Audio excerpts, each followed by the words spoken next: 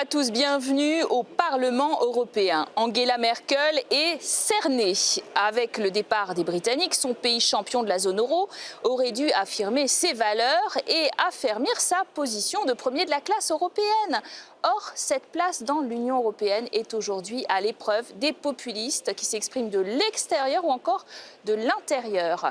L'imprévisible M. Trump, par exemple, a décidé de prendre l'Allemagne pour cible, un pays trop compétitif à son goût, voilà qui risque de diviser l'Europe et d'arranger les affaires d'un autre plus à l'Est, un certain Vladimir Poutine. À 6 mois d'élections législatives où elle brigue un 4e mandat, la chancelière allemande est donc mise en difficulté à sa droite par l'émergence d'un parti populiste xénophobe, l'AfD. Et puis elle l'est aussi à sa gauche par le social-démocrate, ancien président de cet hémicycle, le social-démocrate, donc Martin Schulz. Nous allons en parler aujourd'hui avec nos invités, 2 Allemands en notre compagnie, eurodéputés. Donc Michael Gahler, bonjour. Vous êtes membre de la CDU, donc les chrétiens démocrates. Vous soutenez bien sûr la chancelière, cette partie de la chancelière, et vous êtes aujourd'hui face à Jo Leinen. Bonjour. Vous êtes eurodéputé pour le SPD, donc les sociaux-démocrates. Nous sommes en compagnie aussi pour parler de l'Allemagne, mais pas de l'intérieur, mais aussi vu des autres pays, de Maria Gabriel, eurodéputée bulgare. On s'interroge bien sûr sur la possibilité de cohésion de cette Europe, avec en effet beaucoup de discours d'un certain Donald Trump concernant l'Allemagne. Michael Mouchla-Piquet, son conseiller diplomatique, par exemple, qui accuse Berlin d'exploiter d'autres pays comme l'Union européenne ou même les États-Unis, avec un euro sous-évalué. Pourquoi de telles attaques ciblées ? Voilà, apparemment, le gouvernement s'installe aux États-Unis, la nouvelle administration, et il y a, dans le style de Donald Trump, apparemment des remarques qu'on entend, mais je prends acte, en effet, de ce qui sera décidé formellement, des conversations qu'on écoute ne m'intéressent pas trop. Et les faits sont tels qu'il y a un grand marché entre l'Europe et les États-Unis. Il a déjà mis fin au TTIP, donc le traité transatlantique, pour lui c'est terminé. Donc c'est des faits quand même. Oui, 700 milliards d'euros par an, c'est notre activité économique. C'est tellement important pour les uns, les autres des 2 côtés de l'Atlantique. Il va finir par s'en rendre compte. Il ne va pas le risquer. Il faut quand même voir que Trump veut diviser les Européens. Il veut affaiblir l'Europe, bien sûr, parce qu'on est compétitif. Bon, l'industrie allemande est compétitive, mais aussi l'industrie française et d'autres de l'Europe, plus compétitive que des firmes pareilles aux États-Unis. Et l'attaque sur l'Allemagne, c'est aussi une attaque sur l'Europe. Il ne faut pas se tromper. Il est obsédé par la guerre commerciale, vous dites, en quelque sorte. Oui, il a dit America first, l'Amérique d'abord, et tout ce qui est plus compétitif que les États-Unis sont en guerre avec lui. Et il ne faut pas se tromper en Europe. L'attaque sur un pays, c'est l'attaque sur nous tous. Alors, est-ce qu'on ne se trompe pas d'ailleurs, Maria Gabriel? Parce qu'on soupçonne souvent les pays de l'Est d'être très atlantistes. Est-ce que vous avez l'impression que finalement, les 27, on ne peut pas plus parler du Royaume-Uni, donc maintenant on parle des 27, ont fait front derrière Angela Merkel quand elle s'est sentie attaquée? Moi, j'aimerais dire tout d'abord qu'il s'agit aussi de la question de leadership qui est posée, parce que s'il y a une attaque sur l'Allemagne, c'est qu'aujourd'hui, elle incarne en quelque sorte ce leadership européen. Donc, il ne faut pas le sous-estimer. Par là, on voit effectivement le jeu d'essayer, par les influences et par les différentes déclarations qui sont faites, de diviser l'Europe. Et c'est un véritable danger. D'autant plus important pour nous, pour les États qui ont rejoint l'Europe à des étapes ultérieures, c'est vraiment de jouer sur la solidarité européenne. Oui, sur les valeurs, parce qu'elle est attaquée aussi très précisément sur son accueil des réfugiés, Angela Merkel, qui pose problème aux pays de l'Est. Mais ce n'est pas seulement dans les pays de l'Est. Je souligne qu'en France, le débat est beaucoup plus instrumentalisé qu'en Bulgarie, par exemple. Donc, au contraire, moi, je pense que c'est tout simplement une sonnette d'alarme. Il faut se rendre compte que jusqu'ici, lorsqu'Allemagne prenait des positions, elle avait la responsabilité d'assumer le calendrier et le sens des des initiatives. Jusqu'ici, l'Allemagne a alimenté des débats qui nourrissaient le compromis et l'avancement de l'Europe. Aujourd'hui, attention, les prises de position de l'Allemagne sont des sujets à des controverses et c'est là une nouvelle réalité à laquelle nous devons nous adapter. Alors, nouvelle réalité qu'on va souligner aussi avec vous, Michael Galler, parce qu'en finalement, c'est vrai que l'Allemagne s'est même plainte d'avoir une place trop prépondérante. Elle veut plus de répondants du côté des autres pays européens. Il n'empêche, quand on dénonce régulièrement, ça a été le cas de la France parfois, un déséquilibre commercial structurel de l'Allemagne qui finalement produit une hétérogénéité économique de toute la zone euro. Est-ce qu'on peut au moins à 27 en discuter sérieusement de ça et sans parti pris et tranquillement? Voilà, d'un côté, on ne renforce pas les plus faibles en affaiblissant le plus fort. Donc, ce n'est pas une approche. Mais à mon avis, je suis très en faveur d'avoir des initiatives majeures au niveau européen. Il faut la Commission européenne de prendre des initiatives importantes dans les différents domaines politiques. Et puis, l'Allemagne va suivre comme les autres avec son poids, avec sa relevance. Mais en tout cas, je ne veux pas une Europe où vraiment on regarde d'abord vers Berlin et peut-être un peu à Bruxelles. Vice-versa, c'est important. Est un peu d'accord, parce qu'il y a toujours la problématique des petits. Quand même, on a un problème, il faut le voir, que notre philosophie était exportation et que le commerce intérieur était un peu faible. Et on voit nos infrastructures, soit le chemin de fer ou aussi l'Internet et tout ça, et qui manquent des investissements. Et par l'austérité, c'est-à-dire par la formule d'avoir pas plus de dettes, on est très faible sur les investissements dans notre propre pays. Et ça doit changer autrement. On a des problèmes avec les autres. La réalité, c'est en effet qu'il y a l'argent est là, mais le cadre légal manque dans beaucoup de cas, car on est aussi très bureaucratique là-dessus. C'est pourquoi il y a beaucoup d'argent qui reste à la banque avant d'être dépensé, car il n'y a pas de droit. C'est ce que vous reprochez un peu les Européens, dépenser plus, ils vous le disent régulièrement. Moi, je veux quand même parler de cette autre perspective qui inquiète beaucoup les Européens et l'Allemagne, bien sûr, la crainte d'un piratage russe qui est prise très au sérieux outre-Rhin, très au sérieux. Les services secrets ont souligné l'importance de ce possible piratage en amont des élections en Allemagne et dans d'autres pays. Est-ce qu'elle est prise suffisamment au sérieux dans le reste de l'Union européenne? Vous-même, vous êtes dans un pays avec l'élection d'un président plutôt pro-russe. Évidemment, toutes ces questions se posent. Est-ce que les Européens se penchent sur Vladimir Poutine? Est-ce qu'il peut apporter ou non à l'Europe et à l'Allemagne? Moi, je pense qu'il y a une conscience de plus en plus nette, mais il faut travailler dessus davantage, justement en se basant sur des exemples, parce qu'aujourd'hui, nous sommes tous un peu surpris par les effets néfastes des fake news, des fake facts, mais il faudrait qu'au niveau européen, on ait une capacité de réponse qui soit plus solide, plus proactive. Les faits alternatifs.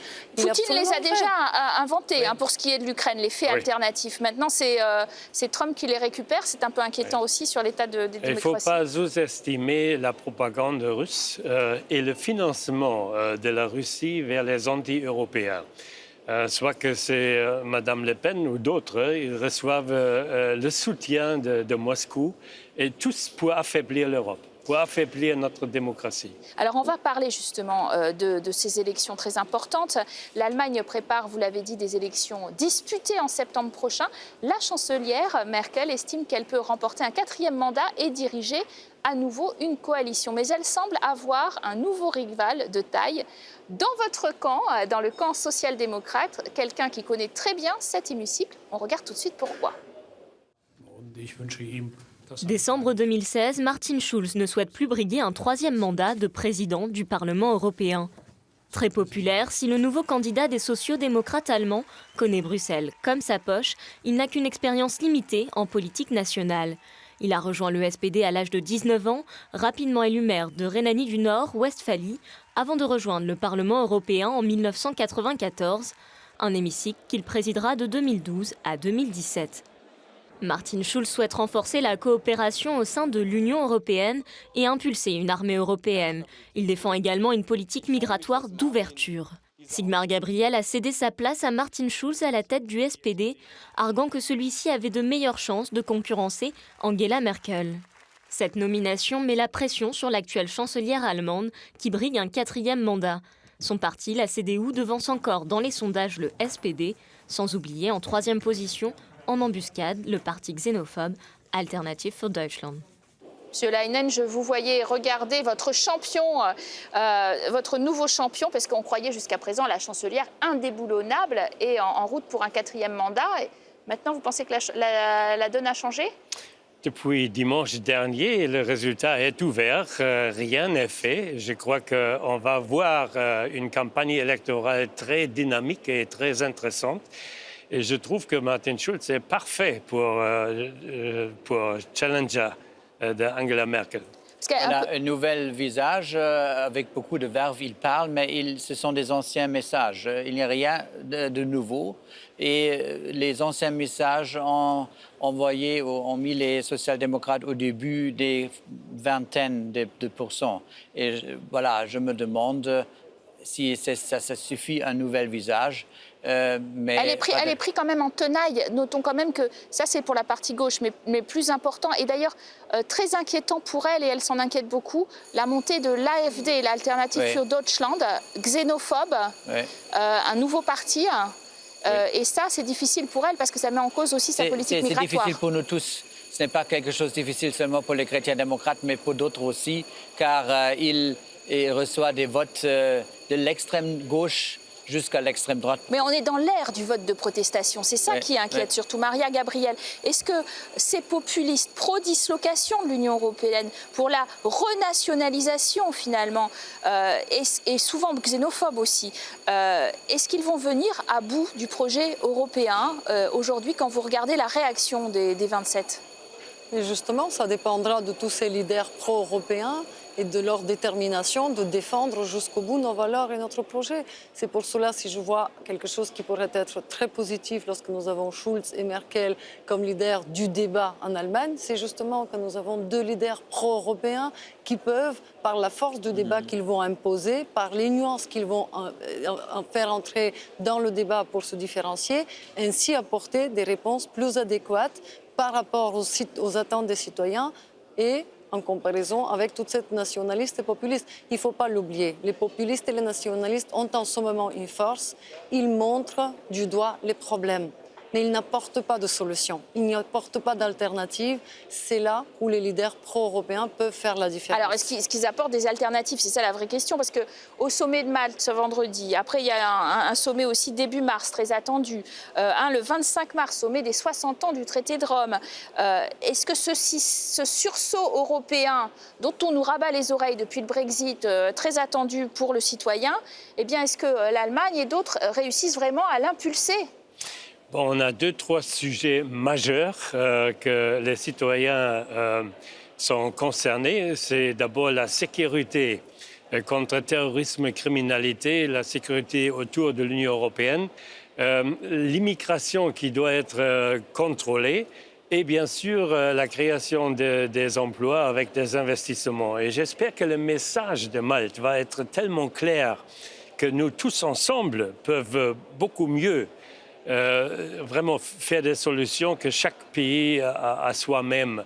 Alors le nationalisme, la renationalisation, c'est vraiment pas un remède pour l'avenir. Et le Malte est vraiment important pour un message européen. Oui, alors, on parle de migration justement à Malte.